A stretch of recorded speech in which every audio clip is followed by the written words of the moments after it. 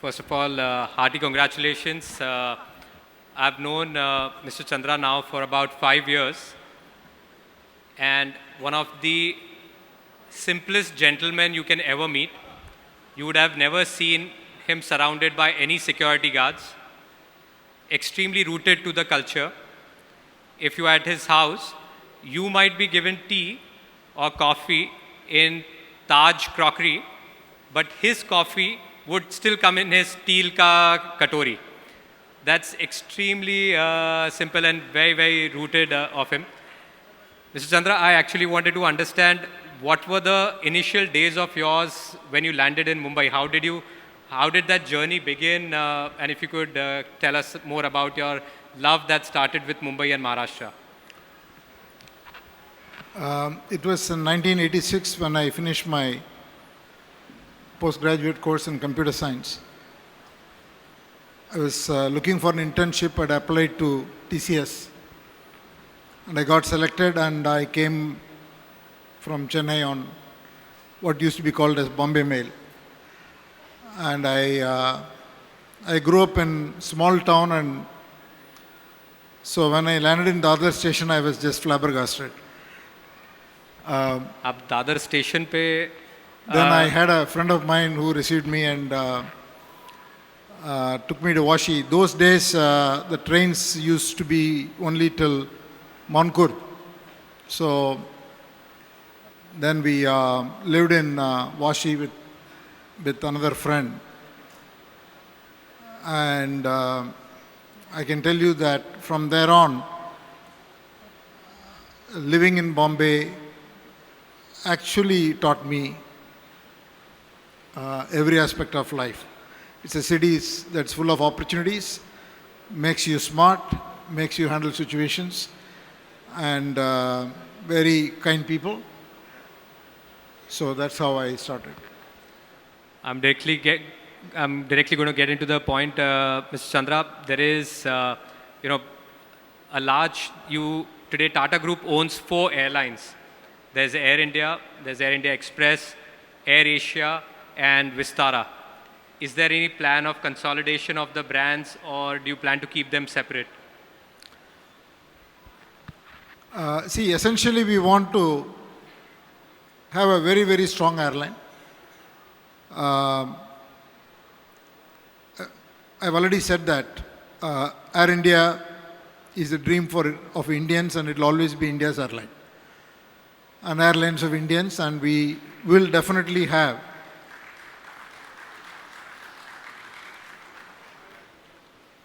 both full services and LCC, but we want to make it a world-leading airline of scale where Indians are able to fly everywhere. And that's the goal, and it's a long journey. We'll have to work on many aspects of the airline, but we are working at great speed. So hopefully we should see results and get there. But we will essentially have one airline with 2 platforms, but it'll take time. While I'm on Air India, I also wanted to understand, you've acquired a government PSU, and what are the challenges you are facing, while reviving the whole Air India brand? I think we are working on human resources, working on technology, working on modernization of the fleet. We are working on engine maintenance. We are working on safety. We are working on all aspects of it. But at the end of the day, Air India has great people. And they all are raring to go. They all want to contribute. They all want to make Air India a very proud airline. So I think I'm grateful to all the Air Indians who are relentlessly working towards making Air India a great airline, which I'm sure is going to happen. It's a question of few years.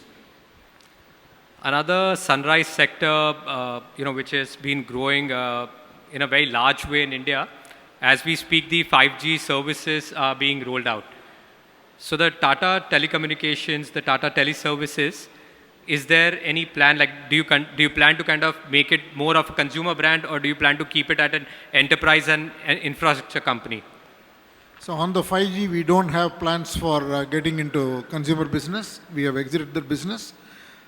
But we are building, in fact, we have built modern technology for providing 4G, 5G and investing in 6G. In terms of the infrastructure, Atmanirbhar, totally India-based intellectual property, we have already announced the readiness, and we will soon be rolling out large-scale implementations. But we are not getting into consumer side of 5G. Because it's a pretty large company. You nearly own about 30% of the cables that run. So is there plans to even take it globally and grow the footprint there? Yeah, it will be a global business. The 5G business will be a global business. Already we have a lot of inquiries. So we are trying to, first of all, prove the technology because it's very new. So we need to get the first implementation, prove it, then we'll scale it across the board. So while we are on global scenario, Mr. Chandra, there's something very different that's happening in the United States. With the interest rates going up, inflation being hit, how do you see that affecting our country? See, the global economic situation is quite volatile. Whether it is US, whether it is Europe, UK, and most parts of the world are going through a high interest rate, high inflation regime, and their economic growth is going to be low. But I would say confidently, India is extremely well placed. We have everything going for us, both in terms of urban economy, rural economy, consumer economy, infrastructure-led growth. So India is going to have the best of the global markets for the next few years. So the Indian economy, of course, has been booming, but the government's also taken a stand to take the growth view and have been able to keep the interest rates in stance. Do you feel if they continue to do that, how do you see the Indian rupee has already been depreciating? How do you see the Indian rupee for the next 1 year, 2 years? So I think if I can predict the rupee, then I'll be sitting somewhere else. But the Indian rupee is only depreciating against the dollar. Every currency is depreciating against the dollar, but Indian rupee is appreciating against every other currency. So I think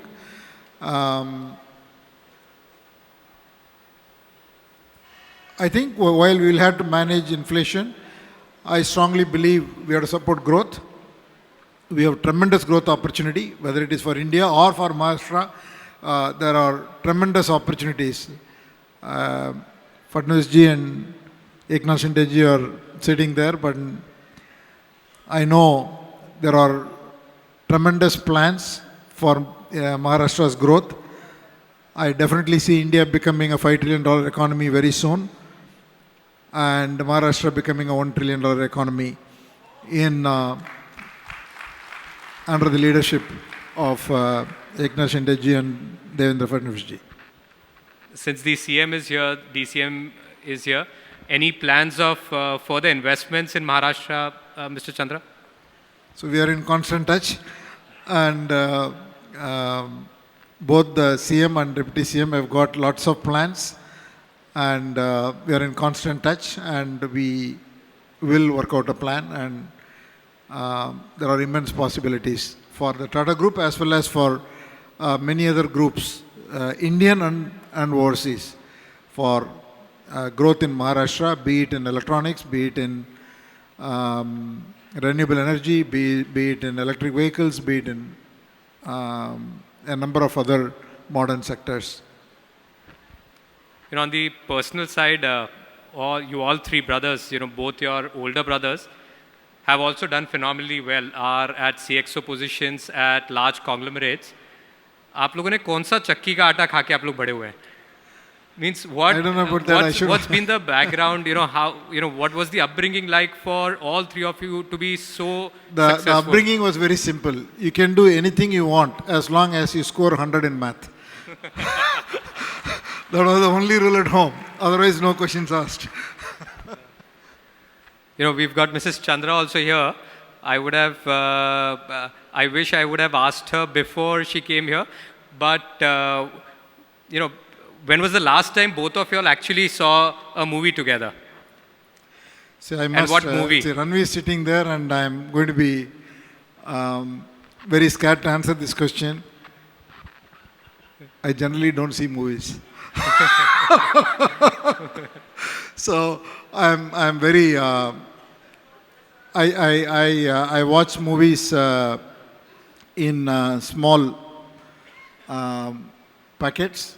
I don't watch the whole movie. I'll fast forward. I'll watch some good song. I'll watch. Ranveer, that is true for every other movie other than your movies.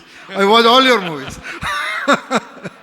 I went to the theater. The last movie I went to the theater to watch along with my wife Lalita and all my friends. We booked the whole theater. 1983.